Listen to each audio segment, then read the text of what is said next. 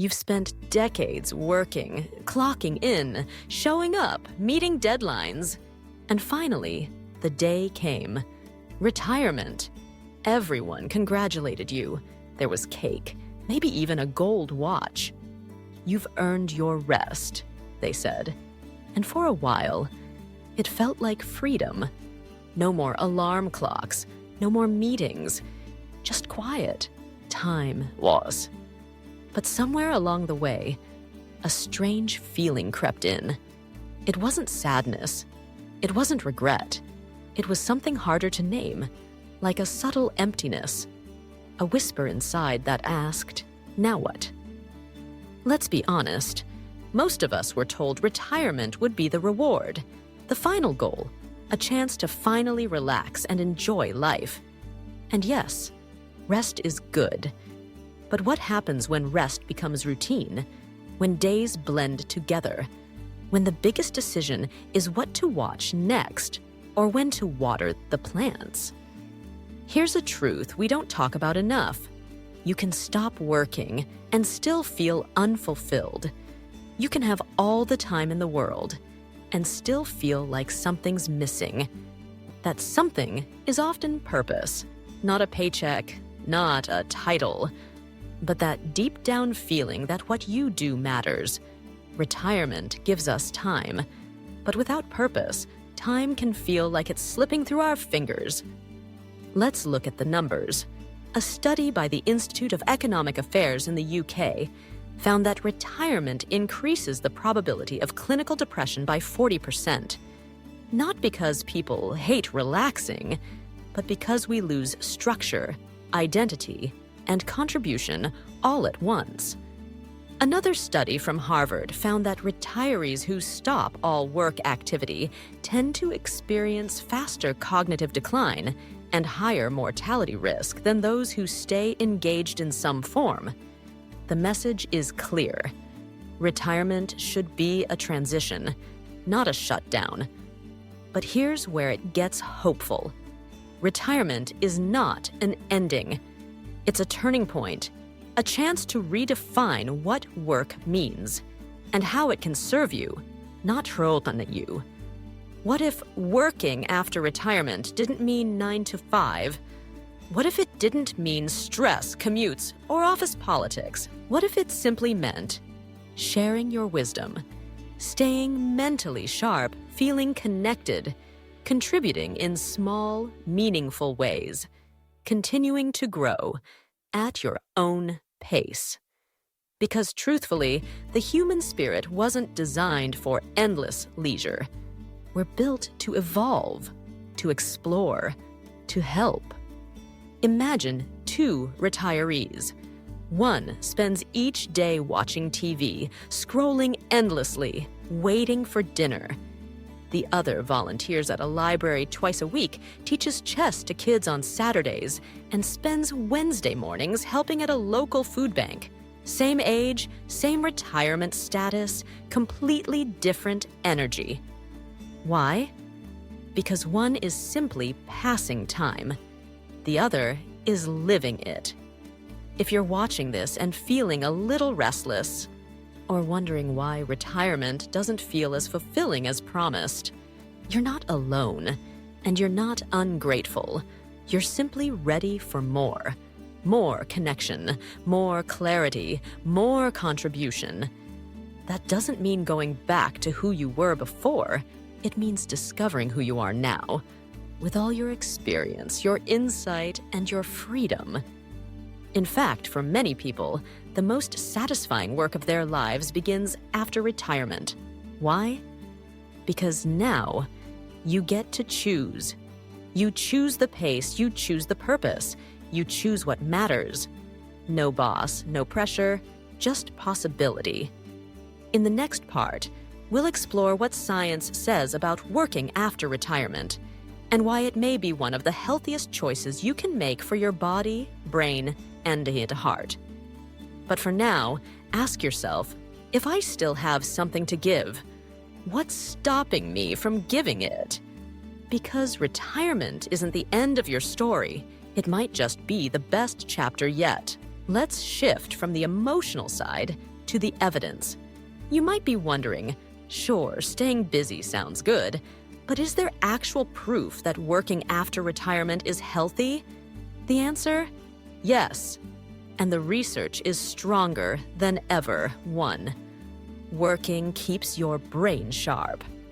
In a large study conducted by the University of Michigan and published in the Journal of Aging and Health, researchers found that retirees who continued working part-time or stayed socially active had better cognitive function than those who did not. Why? Because the brain thrives on challenge and stimulation. Tasks like problem-solving, conversation, planning, and even light decision-making. They exercise your brain the way walking exercises your legs. Think of it this way. Retirement without mental activity is like a gym membership you never use. But part-time work, volunteering, or creative projects, that's brain training at any age. In fact, Japanese researchers found that seniors who worked past retirement had lower rates of dementia, not because of the job itself, but because it kept them engaged. 2. Work supports heart health, literally. You've heard the saying, use it or lose it. That applies to your heart, too. In a study published in the Journal of Occupational Health Psychology, older adults who continued working, even just 10 to 20 hours per week, showed better cardiovascular markers like lower blood pressure and healthier cholesterol levels. Why? Because meaningful work often includes light movement, social interaction, a reason to wake up in the morning, lower perceived stress. Yes, lower, especially compared to boredom.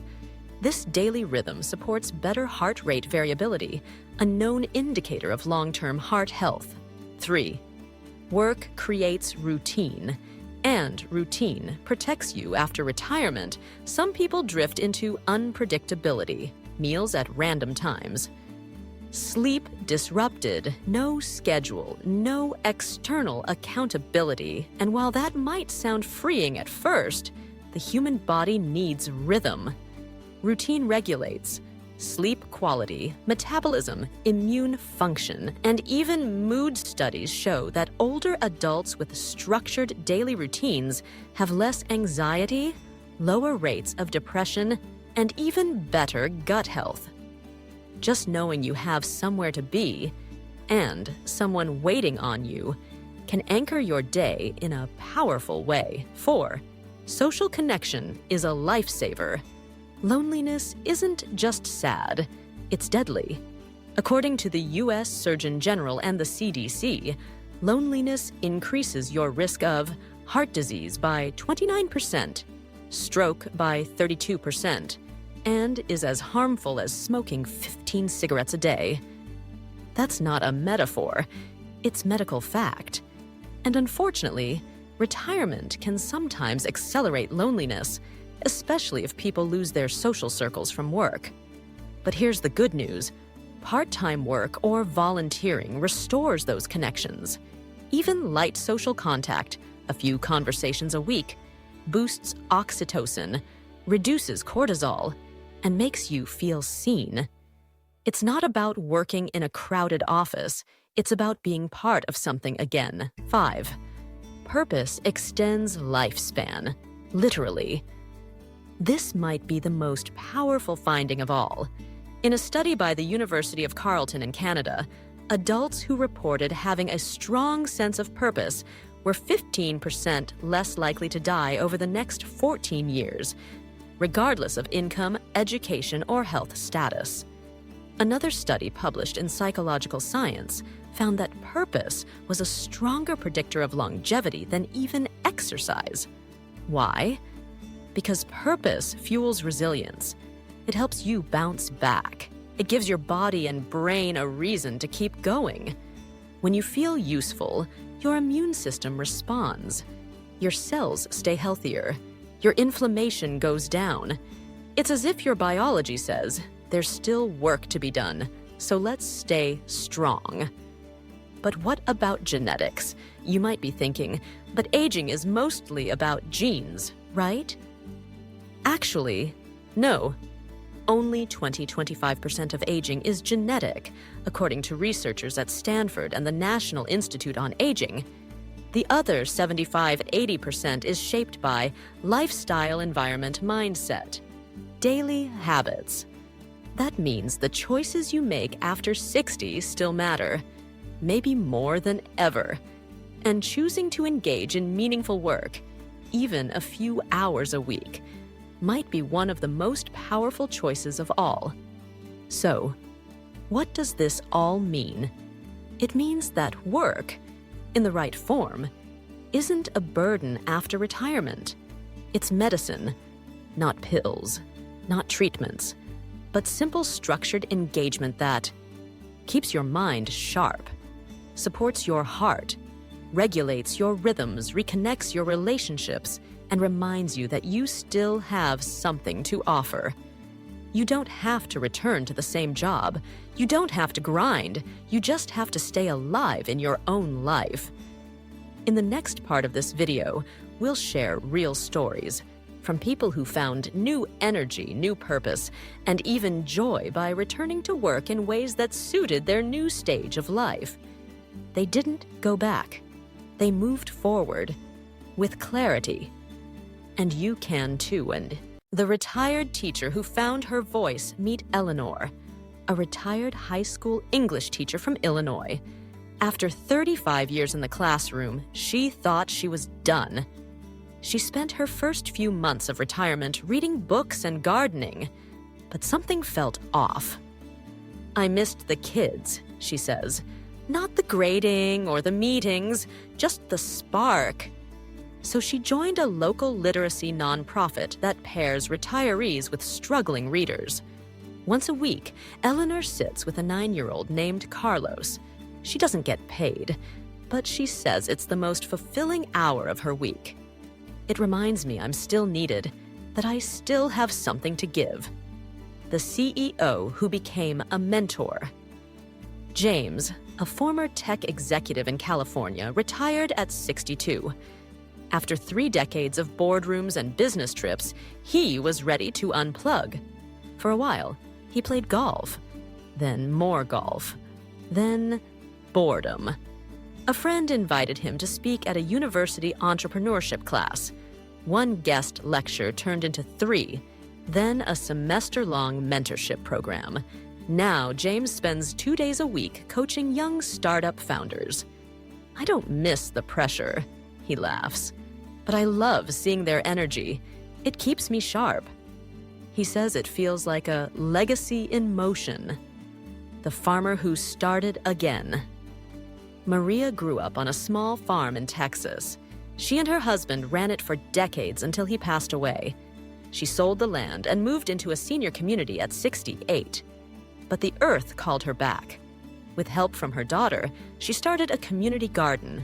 Now, every weekend, she teaches local families how to plant herbs and vegetables. It's small, just 12 plots. But the joy is big. "I thought my working days were over," she says. Turns out they just changed shape. The key lesson. None of these people returned to full-time careers. None of them chased money. What they found was meaning. And meaning doesn't have an age limit. Step 1. Know your why. Ask yourself, why do I want to work? What do I miss? Structure, income, purpose. What excites me now? Your why keeps you grounded and focused. It prevents you from taking on anything that drains you. Step 2. Inventory your skills. List out what you can offer. Professional skills, life experience, hobbies, energy level, and availability. You'll be surprised how much value you still hold, especially in roles like mentoring, advising, teaching, or crafting. Step 3. Start small. Volunteer once a week. Try freelance work online. Teach a class at your library or church. Work a day at a local shop you love. Sample the feeling before making a big commitment. Step 4. Keep learning. Learning isn't just for kids. Take a workshop. Learn how to use new tools. Try photography or baking. Continuous learning keeps your brain healthy and your heart curious. Step 5. Build connection. Work creates social ties. Even part-time roles provided small talk, teamwork, laughter. Loneliness is toxic. Connection is healing. Step 6. Set boundaries. Freedom matters. Only take on what fits your lifestyle. Set work hours. Avoid stress, heavy roles. Say no to anything that takes more than it gives. Final note. This new chapter is yours to design. Work doesn't have to look like it used to. It can be playful, meaningful, slow, and joyful. Because you're not going back. You're building forward your way. Obstacle 1. I'm too old. You're not. Period. Experience is your superpower, and the world needs your wisdom more than ever. Obstacle 2. I don't know where to start. You don't have to have all the answers. Start with one question. What do I want to feel? Then find one small way to move in that direction. Obstacle 3. No one wants to hire me. Who said you need to be hired? You can create your own path. Volunteer, freelance, partner with others. Start something simple from home. The gatekeepers don't matter anymore. You make the rules now. Obstacle 4. What will people think? Some might not understand. Let them be confused. This is your life, your energy, your joy. If someone judges you for growing, that says more about them than you. Final push. The scariest part is often the beginning. But remember, you're not alone. You're not broken. You're not finished. Work is not just about money. It's about motion, meaning, momentum. Start small. Stay curious. Keep going. This is not a return. This is a renewal. And the best part, you get to define what success looks like on your terms.